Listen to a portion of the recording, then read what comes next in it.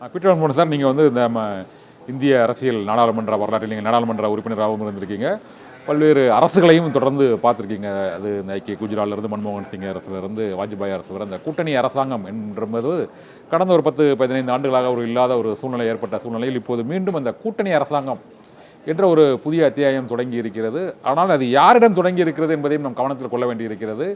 2 ஆண்டுகள் யாராலும் அசைக்க முடியாத அளவுக்கு ஒரு அசுர தன்மையோடு அந்த அரசு செயல்பட்டு வந்ததை நாம் பார்த்தோம். மோடி, பிரதமர் நரேந்திர மோடி, உள்துறை அமைச்சர் அமித்ஷா ஆகியோர் அந்த ஒரு நெகிழ்வுத்தன்மையோ அல்லது மற்றவர்கள் கூறுவதை கலந்து ஆலோசித்து ஒரு முடிவு எடுக்கக்கூடிய ஒரு திண்மையோ இல்லாத அளவுக்கான ஒரு சூழ்நிலையில் தான் இந்த 10 ஆண்டு கால அரசு நிகழ்ந்தது. இப்போது அவர்களுக்கு அறுதி பெரும்பான்மை இல்லை. 240 ஐக்கிய ஜனதாதளத்தின் நிதிஷ்குமார் மற்றும் தெலுங்கு தேசத்தின் சந்திரபாபு நாயுடு, லோக் ஜனசக்தி கட்சியின் சிராக் பாஸ்வான் உள்ளிட்ட மதசார்பற்ற ஜனதாதளம் உள்ளிட்ட பல்வேறு கட்சிகளை ஒருங்கிணைத்து செல்லும் அந்த பாங்கு போக்கு இப்போது இருக்கக்கூடிய அந்த பிரதமர், உள்துறை அமைச்சர் மற்றும் அவர்களிடம் அது இருக்குமா? இந்த கூட்டணி அரசு என்பது 5 ஆண்டுகள் தொடர்வதற்கான ஒரு சூழ்நிலை இருக்கிறதா? நீங்கள் என்ன பல அரசுகளை, கூட்டணி அரசுகளை பார்த்திருக்கிறீர்கள், அந்த தலைவர்களையும் பார்த்திருக்கிறீர்கள். இப்போது உள்ள அந்த தலைமை இது ஒரு வலிமையான தலைமையாக கட்டமைக்கப்பட்டு உருவாக்கப்பட்டது. இந்த சூழ்நிலையில் இவர்கள் அனைவரையும் அரவணைத்து செல்லக்கூடிய ஒரு அரசாக இந்த அரசு இருக்கும் என்று நினைக்கிறீங்களா சார்? அது போக போகத்தான் தெரியும். பொதுவாக திரு மோடி அவர்களுடைய கடந்த காலத்தையும் திரு அமித்ஷா அவர்கள் நடந்து வந்த பாரம்பரியத்தையும் நாம் பார்த்தோம் என்று சொன்னால், அவர்கள் இதை போன்ற கூட்டணி அரசுகளை நடத்தி அனுபவப்பட்டவர்கள் அல்ல. இந்த மோடி அவர்கள் குஜராத்திலே முதலமைச்சராக இருந்த காலத்திலும் சரி, அதற்கு பிறகு கடந்த 10 ஆண்டுகளிலே இந்தியாவிலே அவர் பிரதமராக இருந்த போதும் சரி, it is my way or it is no way என்று சொல்வார்கள். ஒன்று எனது வழி, அந்த வழி இல்லை, எனது வழி இல்லை என்று சொன்னால் இந்த வழியில் யாரும் நடக்க முடியாது என்று சொல்லுகின்ற அதை போன்ற ஒரு அணுகுமுறையைத்தான் மோடி அவர்கள் 10 ஆண்டுகளிலே கடைபிடித்து வந்திருக்கிறார். இன்னும் சொல்ல போனால் மோடி, அமித்ஷா இவர்கள் 2 பேரும் தான் அரசாங்கத்தை நடத்தி வந்தார். பொதுவாக நம்முடைய அரசாங்கம் என்பது ஒரு அரசியல் சாசன சட்டத்துக்குள்ளே நடத்தப்பட வேண்டிய அரசாங்கம், ஒரு மந்திரி சபையின் மூலமாக நிர்வகிக்கப்பட வேண்டிய அரசாங்கம், ஒரு பாராளுமன்றத்திற்கு பதில் சொல்ல வேண்டிய பிரதமர். இந்த அடிப்படையில் தான் நம்முடைய ஆட்சி, அரசு நிர்வாகம் செய்யப்படுகிறது. ஆனால் கடந்த 10 ஆண்டுகளிலே இந்த கேபினட் சிஸ்டம் என்று சொல்லப்படுகின்ற அமைச்சரவையினுடைய நிர்வாகமோ இல்லை பாராளுமன்றத்திற்கு நம்முடைய பிரதமர் பதில் சொல்லுகிற மனப்பான்மையோ எந்த இடத்திலும் நாம் அவற்றையெல்லாம் சந்தித்ததாக நாம் நினைவில் குறிப்பிலே கூட கொண்டு கொள்ள முடியாத அளவிற்கு 2 மனிதர்கள் தாங்கள் நினைத்ததையெல்லாம் இந்த நாட்டிலே 130 கோடி மக்கள் மீது திணித்தார்கள் என்பதுதான் உண்மை. ஆனால் இன்றைக்கு அரசியல் சாசன சட்டம் அதை போன்ற ஒரு உரிமையை இனிமேல் வழங்காது. ஏனென்றால் இன்றைக்கு இருக்கிற கள யதார்த்தம் என்பது ஒரு கூட்டணி கட்சிகளை சார்ந்து அவர்களையும் இந்த நிர்வாகத்தினுடைய முடிவு எடுக்கின்ற போது அவர்களையும் கலந்து பேசி எடுக்க வேண்டிய கட்டத்தில் தான் இன்றைக்கு அந்த நிலைமையில் தான் இந்த தேர்தல் அமித்ஷாவையும் மோடியையும் வைத்திருக்கிறது. ஆனால் இந்த கூட்டணியிலே இருக்கக்கூடிய கட்சிக்காரர்களை அவர்கள் எப்படி கையாள போகிறார்கள் என்று பொறுத்து பார்க்க வேண்டும்.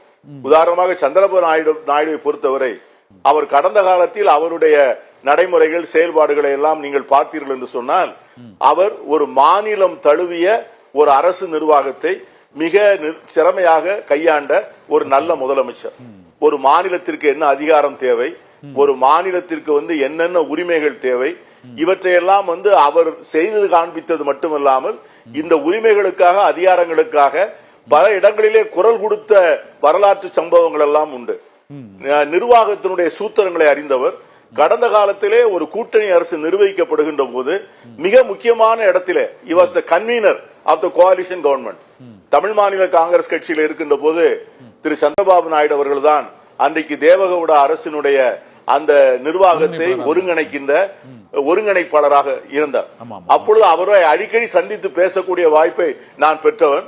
மக்கள் தலைவர் ஐயா மூப்பனார் அவருடைய பிரதிநிதியாக ஆந்திரா பவனிலே அவரை அடிக்கடி சந்தித்து பேசுகின்ற போது மாநிலம் தழுவிய பார்வையும் ஒரு நிர்வாகத்திலே மாநில அரசுகளுக்கு இருக்க வேண்டிய சுதந்திரத்தை பற்றி அடிக்கடி பேசுவார்.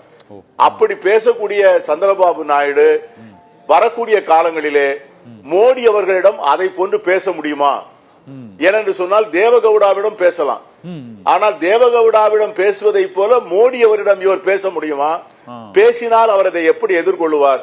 இரண்டாவது, மோடி அமித்ஷா அவர் ரெண்டு பேருமே வந்து இந்த பெக் பாரோ ஆர் ஸ்டீல் என்று சொல்வார்கள், சாம வேத தான தண்டம் என்று சொல்வார். அதை போல கூட்டணி கட்சிகளிடம் கெஞ்சுவது, மிரட்டுவது, வழக்குகளை போட்டு அவர்களை பயங்காட்டுவது, இதை போன்ற யுக்திகளை வந்து மிக சிறப்பாக பயின்றவர்கள். அவர்கள் சந்திரபாபு நாயுடை வந்து எப்படி கையாள போகிறார்கள்? ஏற்கனவே நிதிஷ்குமாருக்கு வந்து கடந்த காலத்திலே அவருடைய சரித்திரத்தை பார்த்தீர்கள் என்று சொன்னால் ஒரு 6 மாதத்திற்கு மேல் அவர் நிலையாக எந்த கூட்டணியிலும் இருந்ததாக ஒரு சரித்திரம் இல்லை. அவரை போன்றவர் இன்று பீகாரிலே வந்து முதலமைச்சராக இருக்கிறார் என்று சொன்னால் பாஜகவினுடைய தயவில் தான் அவருடைய அரசு அங்கே நடக்க வேண்டும்.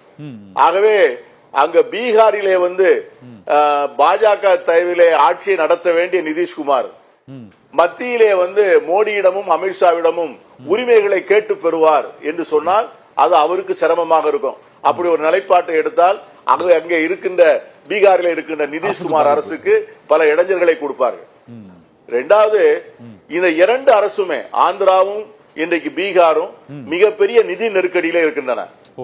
இந்த நிதி நெருக்கடியிலிருந்து அவர்கள் மீண்டு வர வேண்டும் என்றால் ஒன்றிய அரசினுடைய நிதி ஒதுக்கீடு, நிதி பரிணாமங்கள் நிறைய தேவைப்படும். ஆகவே அதை போன்ற ஆசை காட்டி அவர்களை மற்ற இடங்களிலே பேச விடாமல் வாய்களை அடைத்து விடுவார்களா? மற்ற மாநிலங்களை பற்றியோ மாநில உரிமைகளை பற்றியோ இல்லை அவர்கள் எடுத்து வருகிற ஜனநாயக விரோத நடவடிக்கைகளை தொடர்ந்தாலோ இந்த 2 பேரும் நிதிஷ்குமாரும் சந்திரபாபு நாயுடும் தொடர்ந்து வலியுறுத்தக்கூடிய இடத்திலே இருப்பார்களா என்பதை பற்றியெல்லாம் பார்க்க வேண்டும்.